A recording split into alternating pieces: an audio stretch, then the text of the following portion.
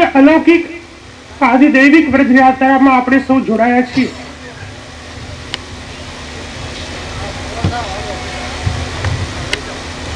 કેવલ દેશ નહીં પરંતુ વિદેશના પણ અનેક વૈષ્ણવજનો, ભક્તજનો, ભાવિકજનો પોતાના ગુરુઘરની આ યાત્રા છે એમ વિચારીને ખૂબ જ ઉત્સાહથી આ વ્રજયાત્રાનો આનંદ પ્રાપ્ત કરી રહ્યા છે.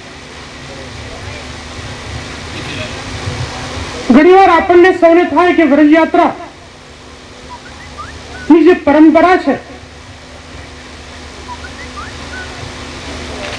એના પાછળનું તાત્પર્ય કે મહત્વ શું, આ વ્રજયાત્રા શું કામ કરવામાં આવે છે, આ ઘણીવાર આપણને એક મનમાં પ્રશ્ન થાય. દર વર્ષે અનેક લોકો, સેંકડો લોકો પોતપોતાના ગુરુઘરની વ્રજયાત્રામાં જોડાય છે.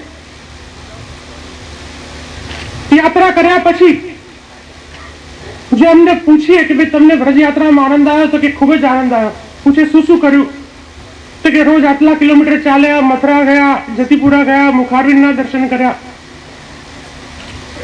ગુસાઈ પેડાવાળાને પેડા સુંદર લાગ્યા, વ્રજવાસીની બરફી સુંદર લાગી, અમે વ્રજયાત્રામાં ખૂબ ખૂબ આનંદ કર્યો. લગભગ પ્રાય તમને આ જ જવાબ સાંભળવા મળે. પરંતુ વ્રજયાત્રાનો મુખ્ય હેતુ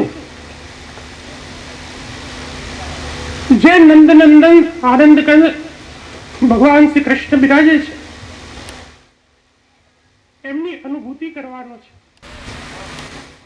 જે પ્રભુએ આ સમગ્ર વ્રજમાં પોતાના જીવોના ઉદ્ધાર માટે યથા સ્થાન પર અનેક પ્રકારની જે લીલાઓ કરી છે એમની લીલાઓનું અવગાહન કરી, એમના મહાત્મ્યનું અવગાહન કરીને એ લીલાને અનુભૂત કરવા માટે આપણે વ્રજયાત્રા દર વર્ષે કરતા હોઈએ. મધુવન છે, કાલે કુમુદવન છે, તાલવન છે, તો પ્રભુએ કઈ લીલા કરી છે એ દરેક લીલાનું જયારે આપણે અનુસંધાન કરીએ, એ દરેક લીલાઓનું જયારે આપણે શ્રવણ કરીએ ત્યારે આપણને ખબર પડે કે પ્રભુએ આ સ્થાન પર આ લીલા કરી છે અને એને આપણે સાક્ષાત રૂપમાં અનુભૂત કરી શકીએ છીએ. એટલા માટે ભગવદીઓ પણ ગાય છે, તન પુલકિત વ્રજ રજ में लोटत गोविंद कुंड में नहीं तरेटी श्री गोवर्धन की. જેમ ઇતર ધર્મની અનેકવિધ પરંપરાઓ છે એમ પુષ્ટિ માર્ગીય વૈષ્ણવ માટે વ્રજવાસ કરવો એક એની આગવી પરંપરા છે. એમ કહેવાય કે જેના ભાગ્યમાં હોય તેને જ વ્રજવાસી થવાનું સૌભાગ્ય પ્રાપ્ત થાય છે. અને આજે ખૂબ જ આનંદની વાત છે કે 40 દિવસ સુધી આપણને વ્રજવાસી બનવાનું સૌભાગ્ય પ્રાપ્ત થઈ રહ્યું છે. વૈષ્ણવો, આપણા જીવનનો એક જ ઉદ્દેશ્ય હોવો જોઈએ કે આજ દેહથી, આજ તનથી, આજ મનથી આપણે શ્રી આચાર્ય ચરણની કૃપાથી પ્રભુના સ્વરૂપાનંદની પ્રાપ્તિ કરી શકીએ. એ ક્યારે સાર્થક બને કે મહાપ્રભુ શ્રી વલ્લભાચાર્ય ચરણની એક એક આજ્ઞાઓને આપણે આપણા જીવનમાં ઉતારવાનો પ્રયત્ન કરીએ. આજે આપણે સૌ વૈષ્ણવ તો છીએ, ગળામાં કંઠી પણ પહેરીએ છીએ, પરંતુ સાચી વૈષ્ણવતાનું જે જીવન છે, સાચું જે વૈષ્ણવી જીવન છે એ જીવવાનો આપણે પ્રયત્ન લેશ માત્ર પણ કરતા નથી. આપણા આજુબાજુ વાળા શું કરે છે, આપણા સામે વાળા શું કરે છે એના કરતા મારે સ્વયં શું કરવાનું છે એનો જો વિચાર આપણે કરીએ તો સમજી લો કે ત્યારથી આપણું સાચું જીવન શરૂ થઈ જાય છે. બીજાની પંચાયતથી કે બીજાની નવરાશથી આપણે સમય જ કાઢતા નથી તો આપણે આપણું જીવન આપણી માટે કેવી રીતે જીવી શકવાના છે. મહાપ્રભુ શ્રી વલ્લભાચાર્ય ચરણ 16 ગ્રંથમાં આજ્ઞા કરે છે કે સાચું પુષ્ટિ માર્ગીય જીવન કયું, સાચું વૈષ્ણવી જીવન કયું. સાચું વૈષ્ણવી જીવન એ જ છે કે જે જીવાત્માની હર ક્ષણ, હર પલ, હર ક્રિયા હર વ્યવહાર, હર સંબંધ પ્રભુ માટે થતો હોય ત્યારે એમ સમજવું કે આ સાચું વૈષ્ણવી જીવન છે.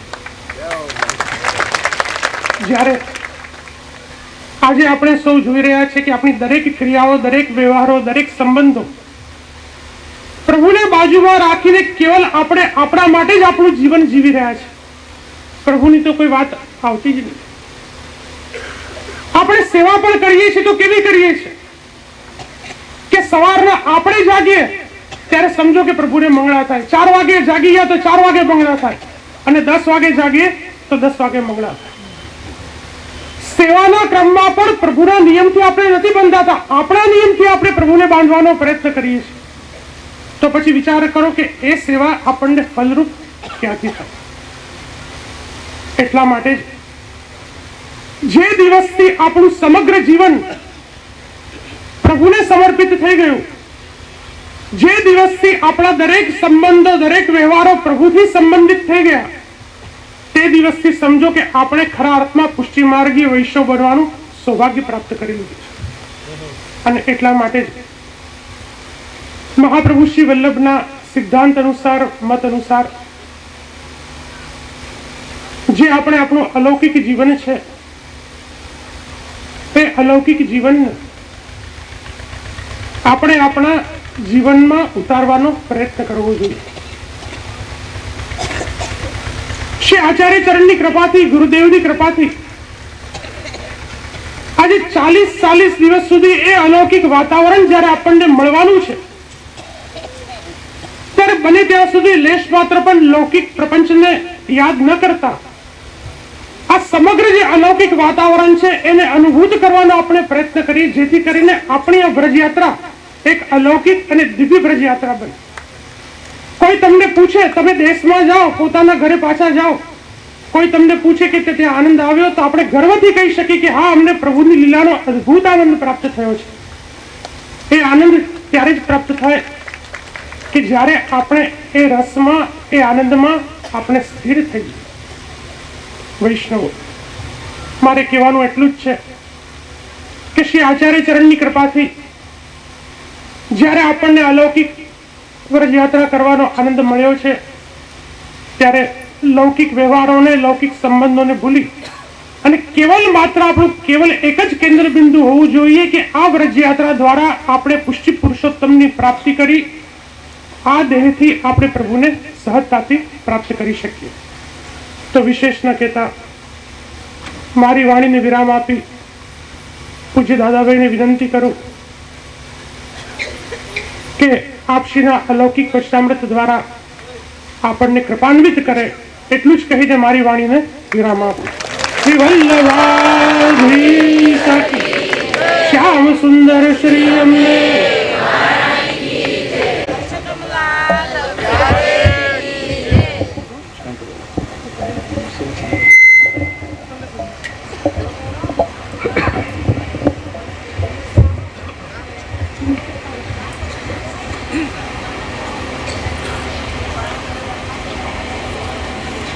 नमामि श्रीद्वारिकं घनश्यामं चतुर्भुजं नमामि श्रीबालकृष्णं यशोदोत्सङ्गलालितं पूतना सुपयः पान रक्षिता शेषबालकं पुष्टिमार्गीय सर्वज्ञ करुणारसपूरितः श्रेष्ठ फल प्रदाता च तस्मै श्री गुरवे बोलिए श्री द्वारिकाधीश श्री श्रीलाल जी प्यारे की, श्याम सुंदर श्री यमुने महारानी जी की, श्री गिरिराज. समग्र आप सौ व्रजवासी वैष्णव ने आ व्रज यात्रा ने हृदय थी खूब खूब बधाई.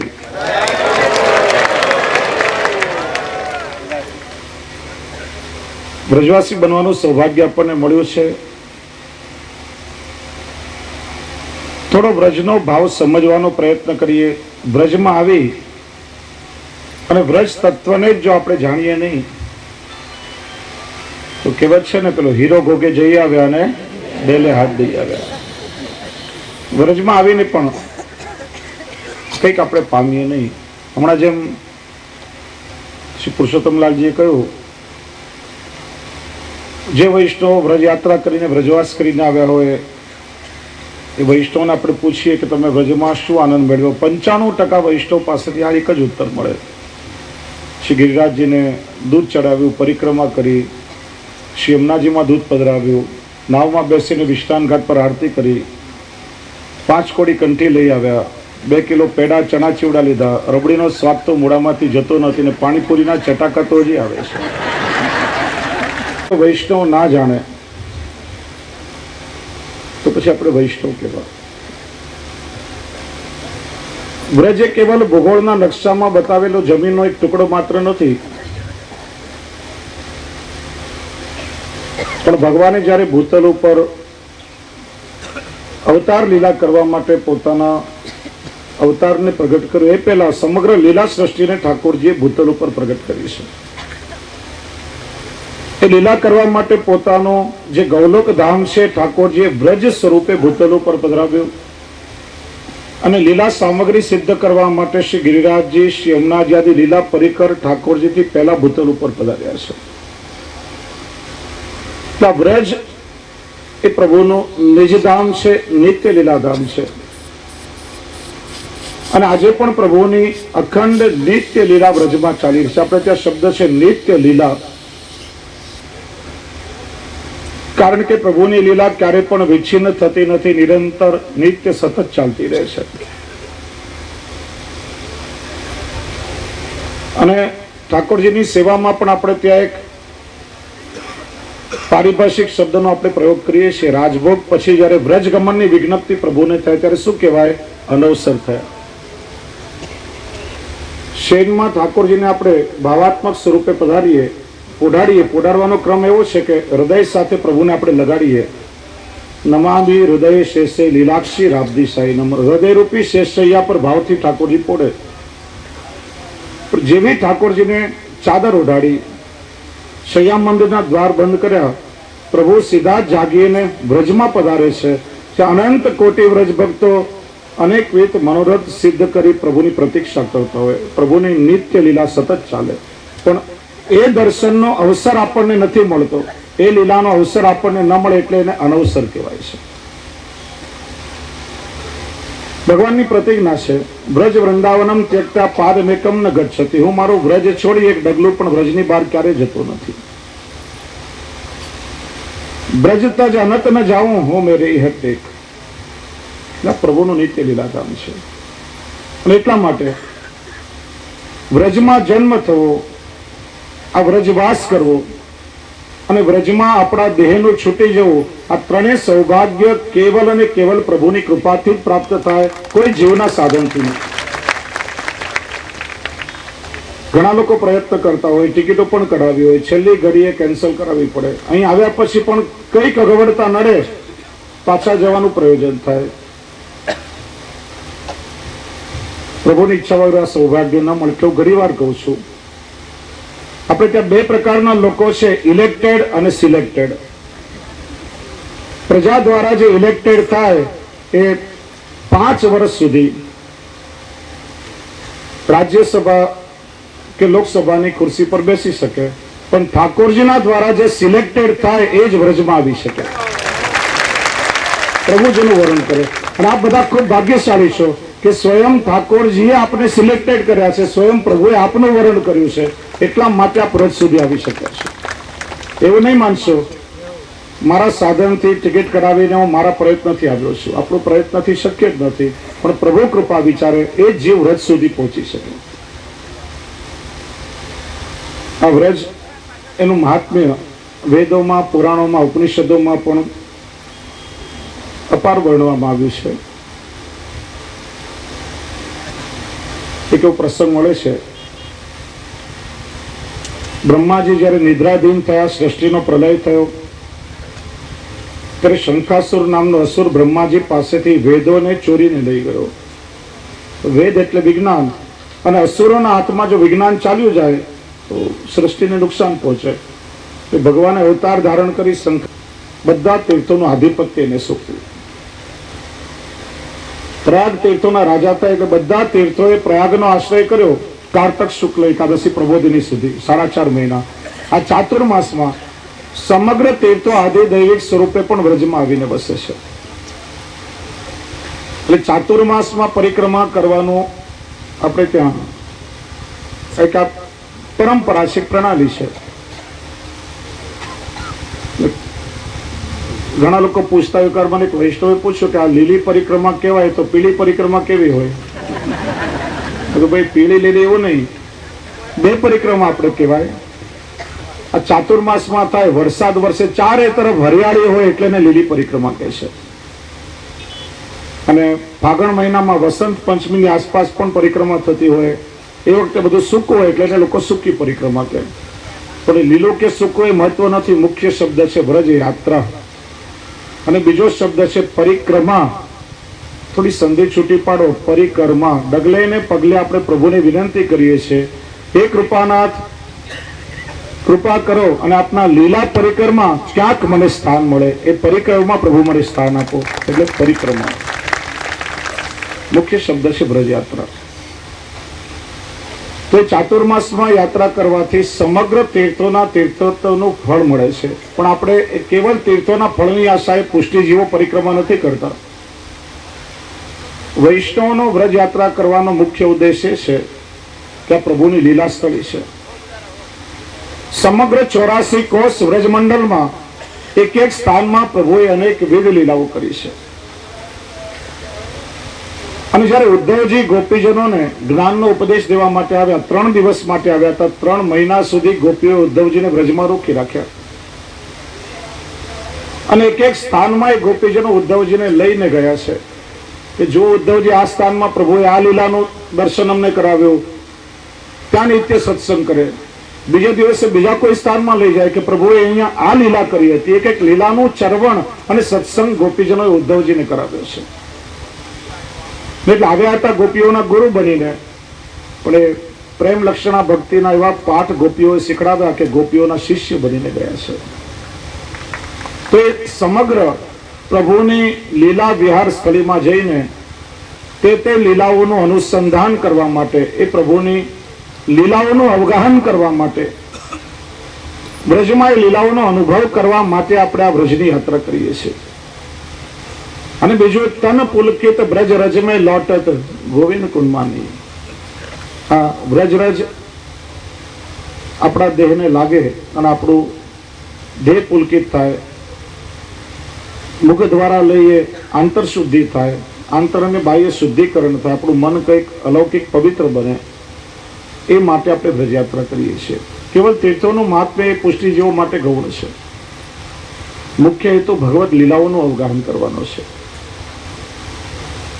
તો આ સમગ્ર વ્રજ એ પ્રભુનું નિત્ય લીલાધામ છે. શ્રી મહાપ્રભુજી પરિવ્રજાષ્ટકમાં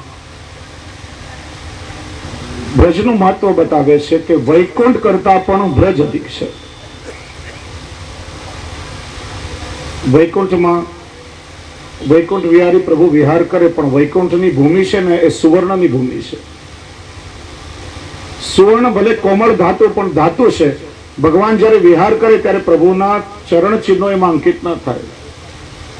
જ્યારે વ્રજની રજ માખણ જેવી કોમળ છે. અને વ્રજ વિહારી પ્રભુ ખુલ્લા ચરણોથી જ્યારે વ્રજમાં વિહાર કરે, જો 11 વર્ષ 52 દિવસ ભગવાન શ્રી કૃષ્ણે વ્રજ લીલામાં ચરણમાં પાદુકા ધારણ કરી નથી. સૂરદાસ પ્રભુ નંગે પાયન અનુદિન ગૈયા ચારત. આ એ રજ છે કે જેને સીધે સીધો પ્રભુના ચરણનો સંબંધ થયો છે. અને એટલા માટે વ્રજ વિહારી પ્રભુ જ્યારે વિચરણ કરે ત્યારે પ્રભુના બંને ચરણારવિંદના 16 ચિહ્નો આ વ્રજની રજમાં અંકિત થાય. આ રજને સૌભાગ્ય મળ્યું છે. વૈકુંઠમાં એક લક્ષ્મીજી છે, પણ વ્રજમાં લક્ષ્મી સહસ્ર લીલા વી સેવ્ય માનમ કલાનિધિ. પ્રત્યેક વ્રજ ભક્તોમાંનું લક્ષ્મી રૂપા છે. વૈકુંઠમાં એક કલ્પ વૃક્ષ છે જે વધારેમાં વધારે સ્વર્ગ સુધીનું સુખ આપી શકે. પણ વ્રજમાં વૃક્ષે વૃક્ષે વેણુધારી પત્રે પત્રે ચતુર્ભુજ પ્રત્યેક વૃક્ષ સ્વયં ભગવત સ્વરૂપે બિરાજે છે. એટલા માટે વૈષ્ણવ યાદ રાખો કે વ્રજમાં યાત્રામાં કોઈ પણ વૃક્ષની ડાળીઓ તોડવી નહીં, પાંદડાઓ તોડવા નહીં. વૃક્ષો સ્વયં ભગવત રૂપ છે. કપડા વૃક્ષ ઉપર ક્યારે સુકાવાય નહીં, વૃક્ષોનો પણ અનાદર ન થાય. એ પણ વિવેક વૈષ્ણવે રાખવું. અને આ દર્શન શ્રી મહાપ્રભુજીએ પ્રભુદાસ જલોટાને કરાવ્યું છે. શીતકાળના દિવસોમાં બંસી ભટ્ટમાં શ્રી મહાપ્રભુજીનું મુકામ. વહેલી સવારે શ્રી નવનીત પ્રિયાજીની સેવા પહોંચી મહાપ્રસાદ લઈ અધરામૃતની પાતળ પ્રભુદાસ જલોટા મોટી મૂકી. તેમને વિનંતી કરી, કૃપાનાથ, હજી સુધી મેં સ્નાન કર્યા નથી, સ્નાન કર્યા વગર મહાપ્રસાદ કઈ રીતે લઉં? ત્યારે શ્રી મહાપ્રભુજીએ વ્રજના અલૌકિક સ્વરૂપનું દર્શન પ્રભુદાસ જલોટાને કરાવ્યું.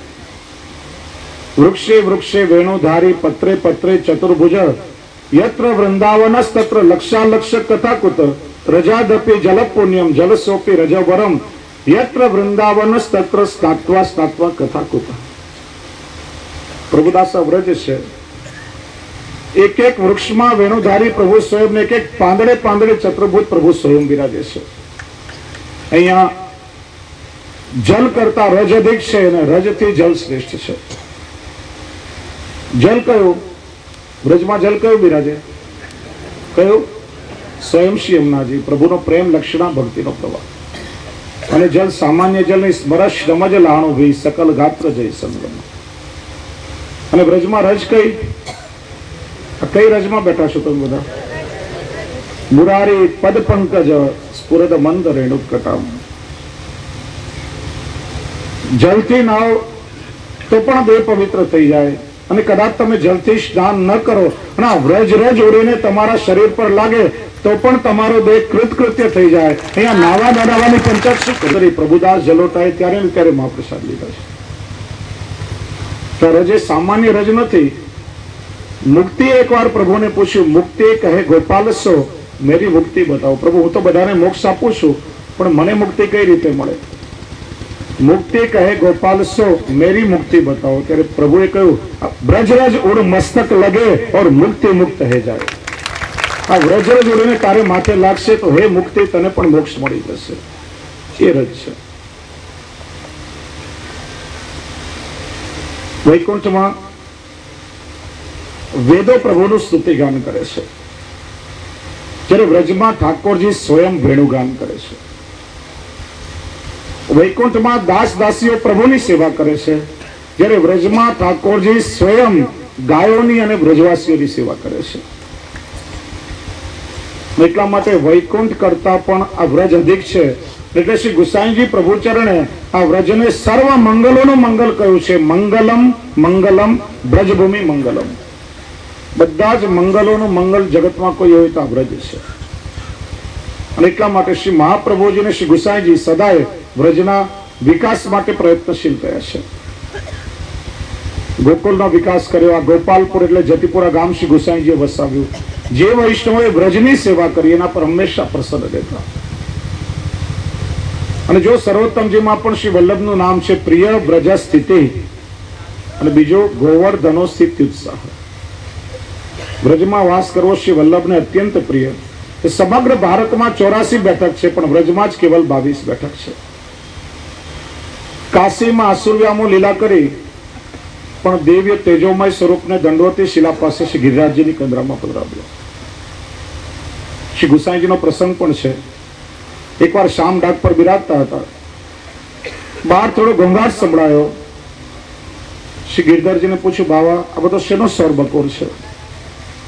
બહાર આવીને આપે જોયું અને વિનંતી કરી, કાકાજી, ચમાર, ચમાર એટલે મોછી, તો મારા દેહને પણ એ જ રીતે વ્રજની રજમાંથી ખેતા ખેતા લઈ જજો. શ્રી ગુસાઈજી તો સદૈવ શ્રી ગિરિરાજજીની કંદરામાં પધાર્યા છે, પણ ઉત્તર ક્રિયા કરવા માટે ઉત્તરીય વસ્ત્ર શ્રી ગિરધરજીને આપ્યું અને એને એ જ રીતે વ્રજની રજમાં ખેંચતા ખેંચતા પધરાવી અને એની ઉત્તર ક્રિયા કરી છે. આ એ ભૂમિ, એ રજ છે. તો વૈષ્ણવ, આપ સૌ ભાગ્યશાળી છો કે આ વ્રજ યાત્રા કરવાનો અલૌકિક અવસર આપને મળી રહ્યો છે અને એક ઐતિહાસિક યાત્રાના સાક્ષી બનવાનું સૌભાગ્ય આપને મળ્યું. કારણ કે કેટલાય વર્ષો પછી આટલી સંખ્યામાં વ્રજયાત્રામાં વૈષ્ણવ કદાચ આવ્યા હશે. અને આ વ્રજયાત્રા એક ઐતિહાસિક વ્રજયાત્રા છે. બીજું ખાસ મારે કેવું છે, હૃદયની બે ચાર વાતો કેવી છે કે આપણે સૌ યાત્રા કરવા માટે આવ્યા છે એ વસ્તુને લક્ષ્યમાં રાખજો. ચિત્તની વૃત્તિઓ વ્રજની લીલાસ્થળીમાં રાખો તો વ્રજનો આનંદ લઈ શકશો. દોષ દ્રષ્ટિને બાજુ પર રાખી દેજો. મોટા ભાગના વૈષ્ણવ અહીંયા ગંદકી છે, અહીંયા આમ છે, આ વ્યવસ્થા નથી, પેલું આ બધું, એમાં ને એમાં જ આપણી ચિત્તવૃત્તિ રહેતી હોય છે. એટલા માટે વ્રજ અને વ્રજ લીલાનો આનંદ આપણે મેળવી શકતા નથી. જો તમારો ભાવ શુદ્ધ હશે, હૃદય પવિત્ર હશે, મનમાં કોઈ લૌકિકતા નહીં હોય, તો ગેરંટી આપું છું કે ચોક્કસ ક્યાંય ને ક્યાંય પ્રભુની કોઈ લીલાઓનો અનુભવ તમને થયા વગર નહીં રહે. અને અનેક વૈષ્ણવને થયો છે, થતો રહે છે. પણ જો દ્રષ્ટિમાં દોષ હશે ને કેવળ તમે લૌકિકતાઓ જોયા કરશો તો એ લીલાઓના અનુભવથી તમે વંચિત રહેશો. ખાસ તમે વ્રજ યાત્રા કરવા આવ્યા છો, અને યાત્રા હંમેશા કષ્ટ સાધ્ય હોય છે. ઘણી વખતના મારા વ્રજયાત્રાઓના અનુભવ પછી મને ખ્યાલ છે કે ત્રણેય ઋતુઓનો અનુભવ વ્રજયાત્રીઓનો થાય છે. અત્યારે હમણાં ગરમીના દિવસો છે અને એટલા શરૂઆતના 10 દિવસ સવારે 5 વાગે વ્રજયાત્રાનો પ્રારંભ થઈ જશે. કારણ કે 9:30-10 પછી તડકો એવો તપે, રસ્તો ગરમ થઈ જતો, યાત્રીઓને અગવડતા પડે છે. એકાદ બે વખત ક્યાંક વરસાદનું ઝાપટું પણ આવી જાય, એ ચોમાસાનો અનુભવ પણ થાય. અને યાત્રાના અંતિમ ચરણમાં કડકડતી ઠંડીનો, શિયાળાનો પણ અનુભવ થશે. આ ત્રણેય ઋતુનો અનુભવ થાય છે. અને આ વ્રજ યાત્રા એ આપણા બધાના ઘડતર માટે છે. જેને ક્યારે ઘરમાં કામ ના કર્યું હોય, શરીર જેનું વાંકું ના વળતું હોય, પોતાની વસ્તુઓ પણ ના થતી હોય, એ બધું કરવાની આદત આપણને ટેવ વ્રજમાં પડી જાય. પ્રકારે આપણું ઘડતર થતું હોય છે. અને એક વખત વૈષ્ણવ જો સારી રીતે વ્રજયાત્રા કરી લે ને, તો મારી ગેરંટી છે કે તમારા સંસારમાં કોઈ કામમાં તમે ક્યારેય પાછા ના પડો. બધું કરતા આવડી જાય. પોતાની દરેક વ્યવસ્થા, દરેક વસ્તુ શીખવી પડે, કરતા આવડી જાય આપણને. યાત્રા આપણને બધું શીખડાવી દે.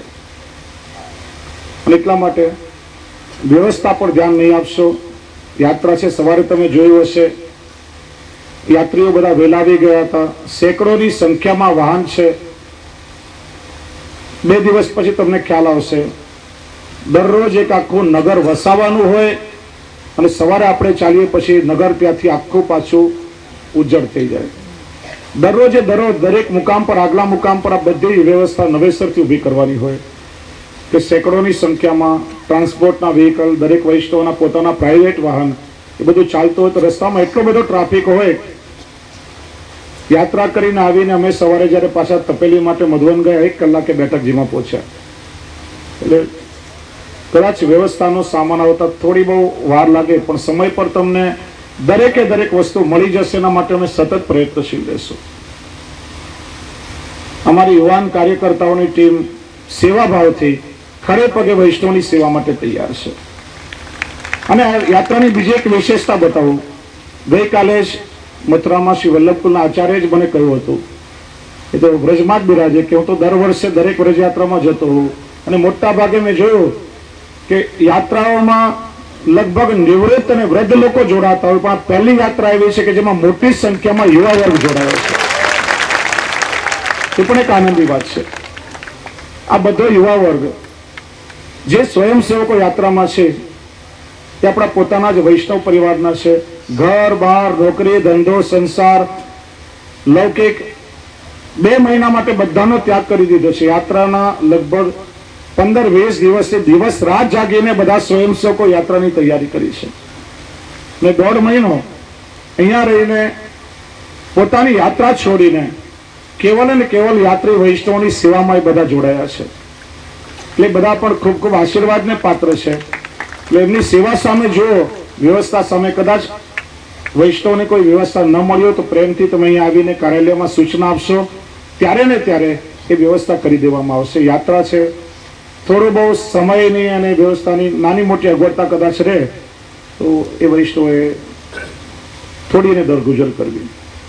અમારા તરફથી પૂરેપૂરી કોશિશ થશે કે કોઈ પણ વૈષ્ણવની યાત્રામાં કોઈ કમી નહીં આવે. અને જે વૈષ્ણવ, ઘણા વૈષ્ણવ એવા છે કે જેમણે અવારનવાર ઘણી યાત્રાઓ કરી હશે, કોઈએ 5, કોઈએ 10. મને એક વૈષ્ણવનો ફોન આવ્યો હતો કે અમારી 25મી વ્રજ યાત્રા છે અને આપ મને આજ્ઞા આપો. એ પણ એવા ભાગ્યશાળી હોય જેમને યાત્રાનો અનુભવ, એ બધાને ખબર હશે કે આ યાત્રામાં જે વ્યવસ્થા વૈષ્ણવને આપવામાં આવી છે તે